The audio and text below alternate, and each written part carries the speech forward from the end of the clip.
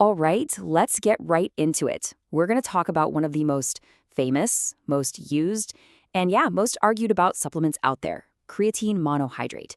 So, what's the real deal? What does it actually do? And the big one, is it safe? Let's find out. So, just how popular is it? Well, think about this. Over the past 30 years or so, we're talking billions with a B, billions of doses taken by people all over the world. It's a total staple for athletes, but it's really starting to pop up everywhere. And yet, for as long as people have been using it, there's been this cloud of controversy around it. You've heard the stories, right? The warnings you get at the gym, maybe some scary headline you scroll past. So, what is the actual story here? Yeah, so despite being used by millions of people for decades, creatine is still kind of stuck in this fog of misinformation. It's a textbook case of where the scary rumors have just totally outpaced the actual science.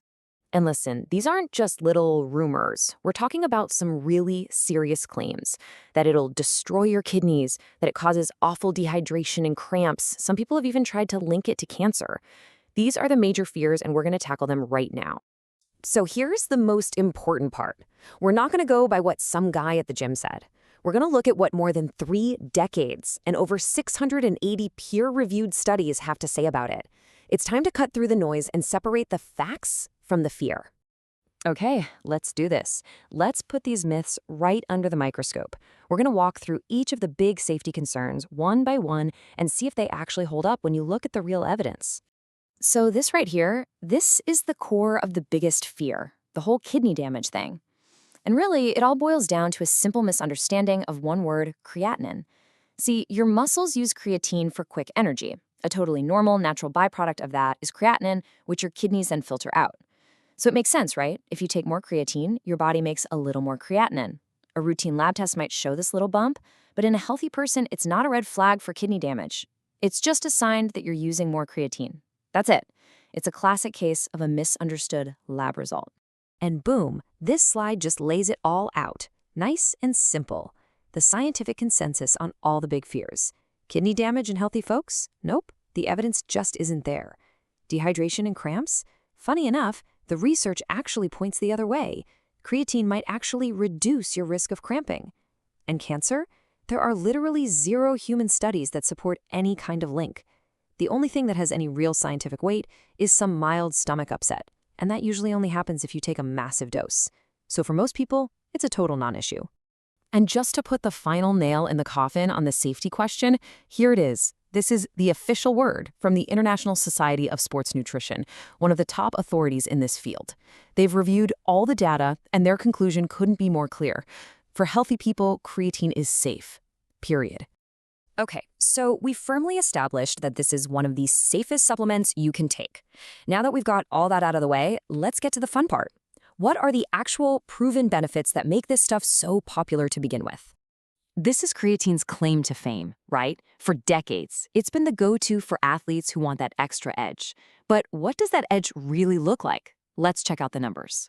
There's a fancy scientific name for a performance enhancer like this. It's called an ergogenic aid. And according to the ISSN, the big authority we just mentioned, creatine monohydrate isn't just one of the effective ones. They call it, and this is a direct quote, the most effective supplement out there for boosting high-intensity exercise and building lean muscle.